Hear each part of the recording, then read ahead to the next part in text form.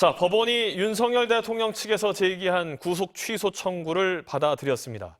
이 구속 기한 계산과 또 공수처의 내란죄 수사권 논란을 염두에 둔 것으로 보이는데요. 서울중앙지법 나가 있는 취재기자 다시 한번 연결해 보겠습니다. 자, 유소연 기자, 현재까지 상황을 전해주시죠. 네, 법원은 오늘 1시 50분쯤 윤석열 대통령의 구속 취소 청구에 대한 인용 결정을 내놨습니다. 윤 대통령의 내란죄 재판을 맡고 있는 서울중앙지법 형사합의 25부는 오늘 구속 취소 결정을 밝히며 구속 기한과 공수처의 내란죄 수사권 문제를 이유로 들었습니다.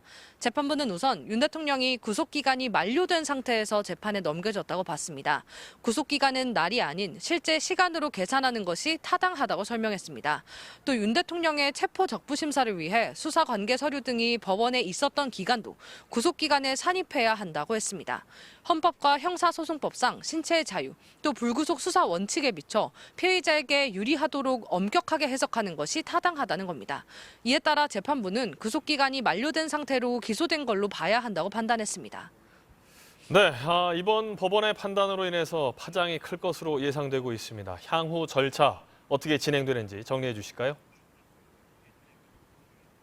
네, 법원으로부터 결정문을 송달받은 검찰이 앞으로 일주일 안에 즉시 항고한다면 그 기간 동안은 구속 취소 절차가 멈춥니다. 법원이 검찰로 구속 취소 결정문을 보내면 검찰은 석방 지휘를 하거나 즉시 항고를 하는 두 가지 선택지를 가지게 되는 겁니다.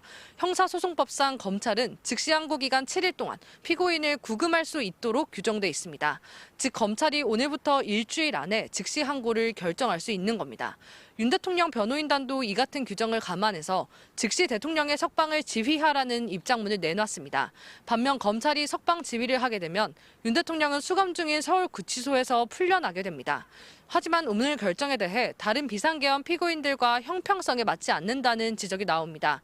여인영, 곽종근, 이진우, 박안수 전 사령관, 또 김봉식 전 서울경찰청장 등 윤 대통령 지시로 계엄에 가담한 군경 수뇌부들은 모두 구속된 상태이기 때문입니다. 지금까지 서울중앙지법에서 전해드렸습니다.